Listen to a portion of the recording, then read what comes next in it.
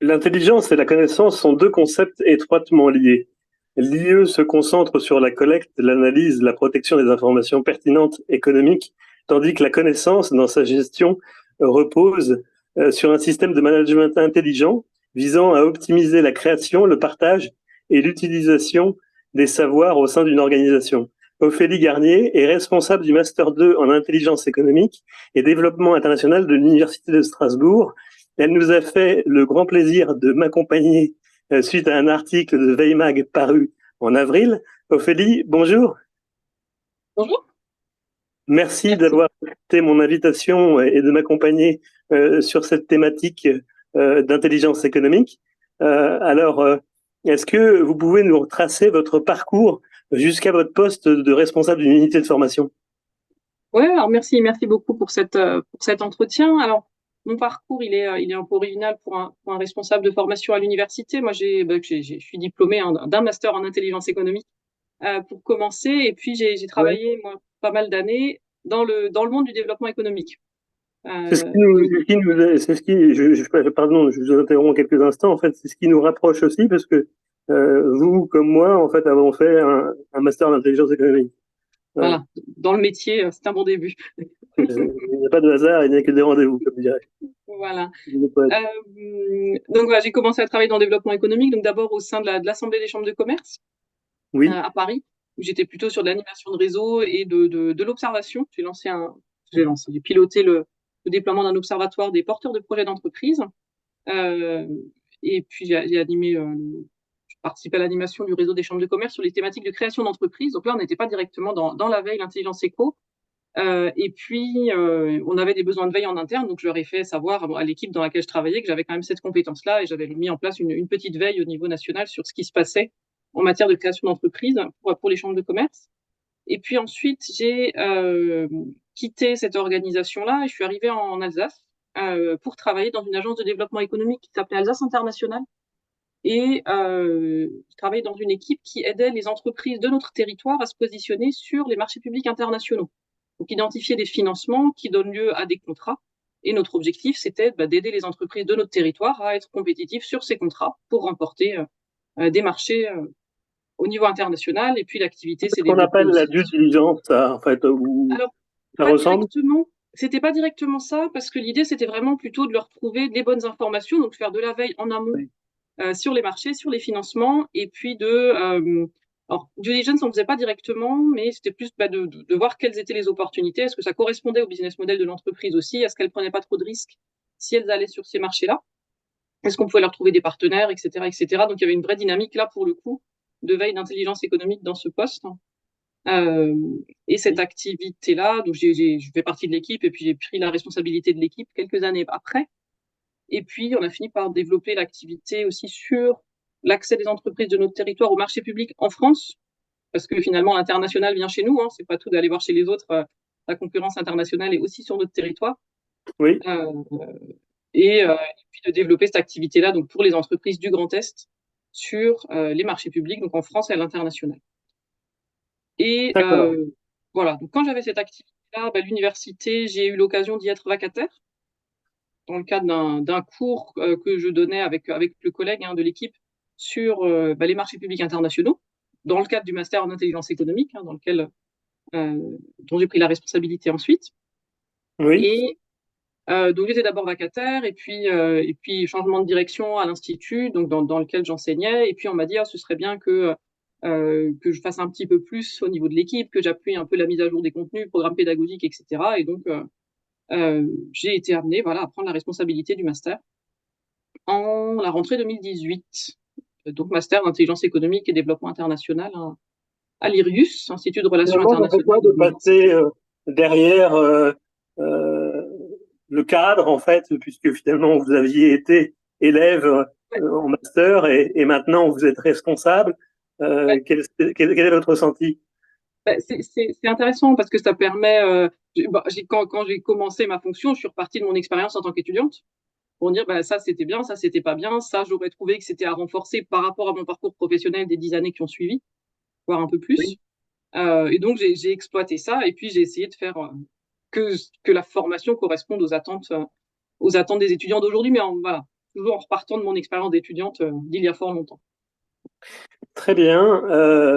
Donc en effet, c'est un beau parcours riche en enseignement et en choix.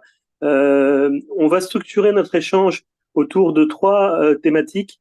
La première, en fait, c'est l'état des lieux de l'enseignement, assez rapidement, où on évoquera en fait les enjeux et les défis. La deuxième, c'est sur l'IE et les étudiants. Et en troisième point, vous nous évoquerez le projet Sibida qui vous attache justement sur des projets de recherche. Alors, le premier point, c'est les enjeux et défis. Est-ce que vous pouvez nous retracer brièvement les axes de développement IE de cette formation? Alors, sur le master d'intelligence éco là, dont je suis responsable, moi, on travaille vraiment sur les problématiques d'intelligence économique pour le développement international, Oui. pour des entreprises. Donc, on est sur des étudiants, alors qui ont un parcours, mais ça, on en parlera peut-être un petit peu ensuite.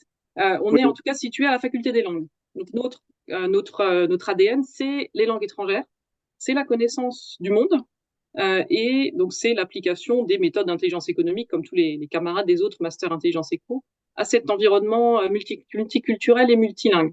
Et donc, l'idée, c'est de faire en sorte que nos étudiants deviennent des professionnels de l'information au service du développement international, alors, des organisations, qu'elles soient publiques ou privées, hein, les deux ont besoin de trouver une place à l'international. On est vraiment dans ce contexte-là. Donc l'enjeu, c'est d'appliquer des méthodes d'intelligence économique, hein, sur l'information, la programmation, recherche, traitement, analyse, diffusion, etc., exploitation, Mhm. Oui. prospective qui arrive aussi maintenant, mais pour des organisations qui ont un contexte international. Je vous écoute tout de suite. Je suis à vous. Je suis à vous. C'est juste que je mets à recharger en fait le portable pour nos auditeurs qui se demandent ce que je fais. Voilà. Ça c'est bon. Pas de souci. Voilà. Donc ça, c'est je dirais l'ADN de la formation.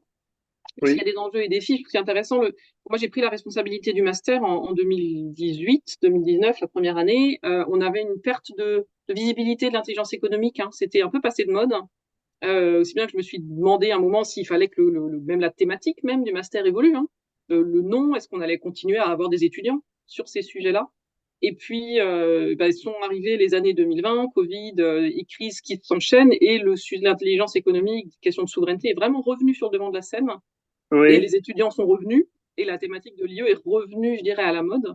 Mais Euh, d'ailleurs, parlons-en des étudiants, justement. ouais. Ils ont quel type de profil, d'après vous, Alors, selon vous, les aspirations des étudiants et puis leurs ouais, débouchés, en fait?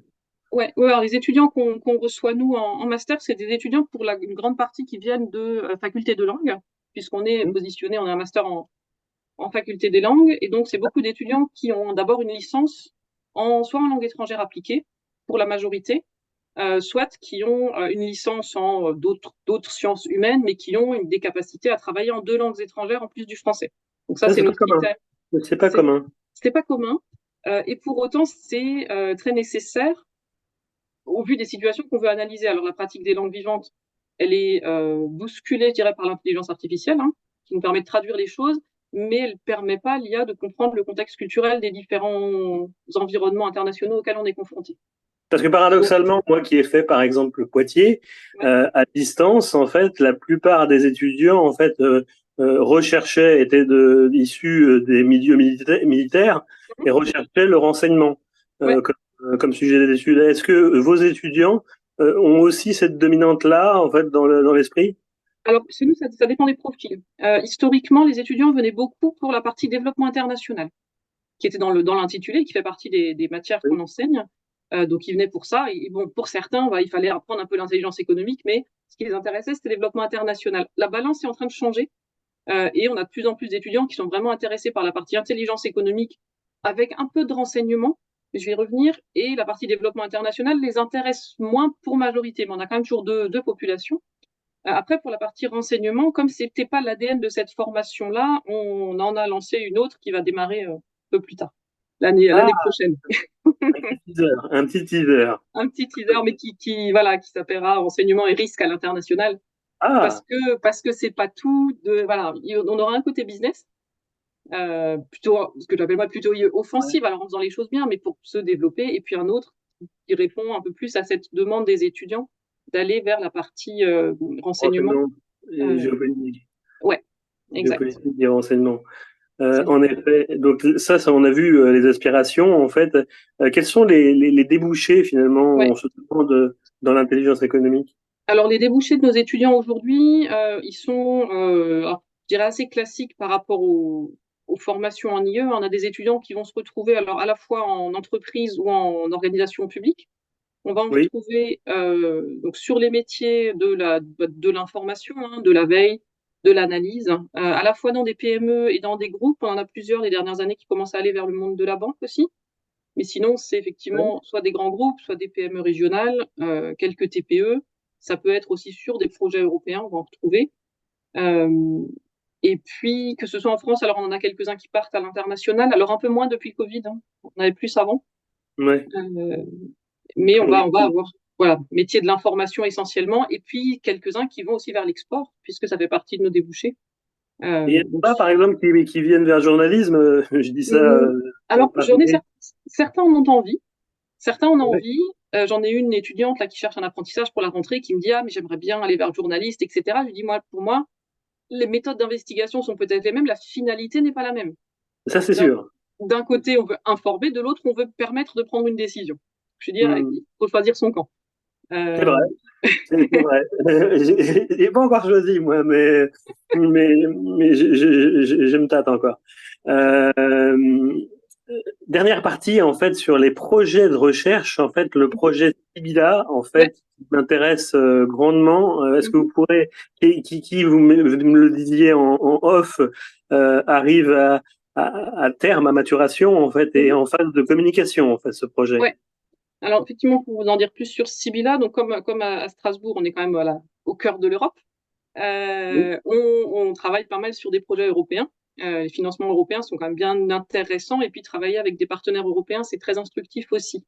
Donc on s'est lancé dans ce projet Sibylla, qui est un projet de formation continue financé par la Commission européenne, donc pas le programme Erasmus+, qui finance pas que de la mobilité étudiante, mais qui finance aussi de la formation pro. Mhm. C'est un projet, donc l'Université Strasbourg est leader et on a 6 partenaires dedans, qui sont à la fois des universités et des centres techniques.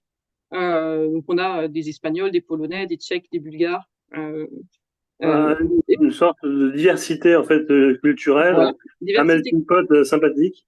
Voilà, tout à fait sympathique. Et on a établi ensemble un cursus de formation. Alors, Technology Watch and Competitive Intelligence, donc veille techno et intelligence compétitive, veille concurrentielle, etc.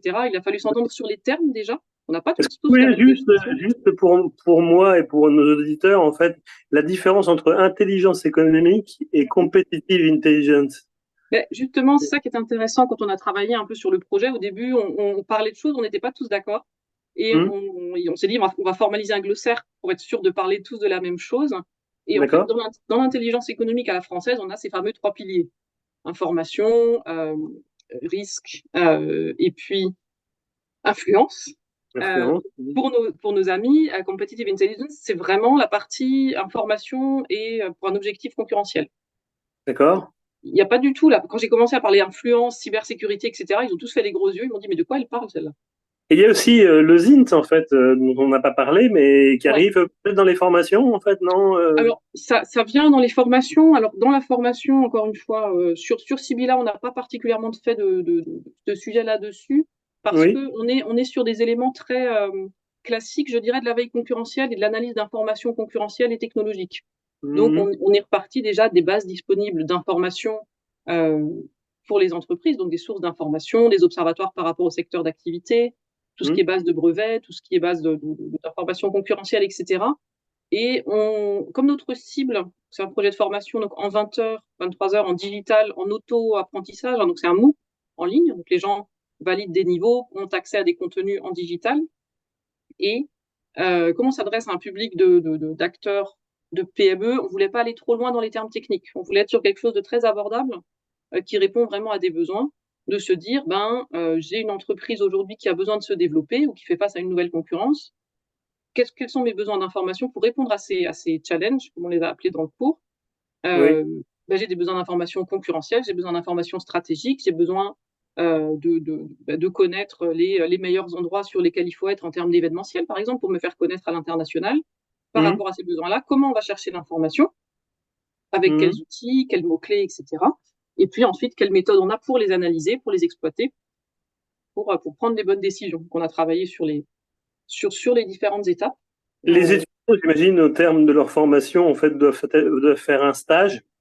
Alors, sur cette formation Sibylla, non, puisqu'on est vraiment sur l'auto-apprentissage en ligne. Donc, on a En 20 ligne, heures, ouais. c'est pas grand-chose, et on s'adresse à des gens qui sont en emploi.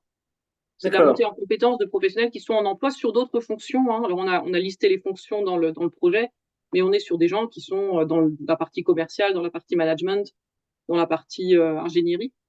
Et c'est gratuit. C'est gratuit, l'Europe a financé, donc c'est gratuit Ça, pour les génial. apprenants. Ça, c'est Finalement, pas mal. on est à la veille en fait des élections européennes, en fait, donc c'est toujours intéressant en fait de le mentionner. Comme quoi, en fait, c'est positif. Et il y a des ressorts en fait de financement en fait européen qui aident les formations universitaires françaises.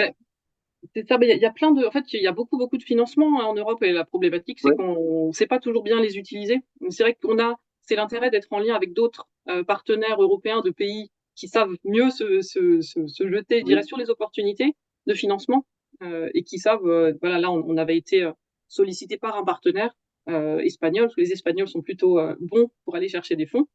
Ils avaient une idée, et puis on a travaillé le projet ensemble, mais c'est eux qui avaient identifié le financement pour le coup. Okay. Ça, c'est extrêmement intéressant en fait comme formation. Donc ça dure 20 heures. C'est ça, c'est 20 heures, alors avec des séquences d'apprentissage sous forme de vidéos ou de coursebook, comme on les appelle, donc des livres de cours, avec des exercices d'évaluation. Alors il y a un outil de diagnostic au début, d'autodiagnostic, où on demande est-ce que vous savez faire ça, est-ce que vous savez mettre en place une veille, est-ce que vous savez ce que c'est l'analyse, est-ce que vous savez faire un benchmark. Donc oui, non, oui, non. En fonction des réponses de l'apprenant, on va le diriger. Voilà, orienter sur les modules. Et à la fin de chaque module, il y a des tests. Et en fonction des tests, on a une validation de compétences. Alors, l'Europe est en train de mettre en place des outils normalement pour pouvoir avoir un CV en ligne sur lequel les compétences sont attestées. Et notre programme, dès lors que ce sera mis en place, sera éligible à la validation officielle des compétences qu'on aura identifiées dans le parcours. Donc, tout entendu. Ça, c'est documenté. Dernière question avant de vous donner le mot de la fin. Quel rôle joue la gestion de la connaissance dans une approche IE? Vaste question. Ouais, vaste question. C'est une question qui est centrale. Et c'est une question sur laquelle on a pu aussi largement débattre avec nos amis dans le cadre de Sibylla. Se dire, on a longtemps travaillé en France sur l'IE, c'est chercher de l'information. Oui. Et après, alors que gérer la connaissance, savoir qu'est-ce qu'on va faire avec cette information qu'on a trouvée, comment on va la mettre au cœur de la stratégie, comment on va permettre à l'information d'éclairer la décision. Pour moi, c'est ça la gestion de la connaissance, c'est valoriser, exploiter l'information et faire en sorte qu'au fil du temps, on puisse l'exploiter pour la prise de décision. Et c'est tout. On a fait une étude de cas dans Sibylla avec un cas d'entreprise, etc. Et c'était une partie difficile de dire maintenant, on montre comment on cherche l'info, faire les mots-clés, tout ça, c'est facile. Hein. Mais se dire maintenant, par rapport à un scénario, comment on va montrer de quelle façon on va exploiter l'information, comment on va mettre en œuvre des scénarios, etc. C'est la partie, je dirais, un peu complexe, mais vraiment intéressante de l'intelligence économique. Juste chercher, c'est pas une fin. Merci en tout cas en fait pour ces informations. Je vous donne le mot de la fin. Vous avez le droit de dire ce que vous souhaitez. Et c'est maintenant. Merci de m'avoir écouté, et puis j'invite tout le monde à venir regarder sur le site de Sibylla Project qu'est-ce que c'est que ce salon, qu'est-ce que c'est que ce programme de formation, et puis je vous donne rendez-vous sur le salon CPM Industrie à Colmar 4, 5, 6 juin pour ceux qui se trouvent dans le Grand Est. On présentera cette formation. Voilà. Avec grand plaisir, en fait, on se rendra à l'occasion. À moi de conclure, en fait, la formation en intelligence économique est essentielle. En conclusion, cette formation a permis de mettre en lumière les liens essentiels entre théorie et pratique. Cette émission a offert aux auditeurs les outils nécessaires pour approfondir leur compréhension du sujet, on l'a bien compris, et a ouvert la voie à de futures explorations dans ce domaine. Les discussions et les études de cas ont enrichi l'expérience d'apprentissage, confirmant l'importance de la formation continue pour le développement professionnel. Merci de votre écoute. À bientôt. Merci beaucoup. Merci à vous. Merci. Merci Au revoir. beaucoup. Au revoir.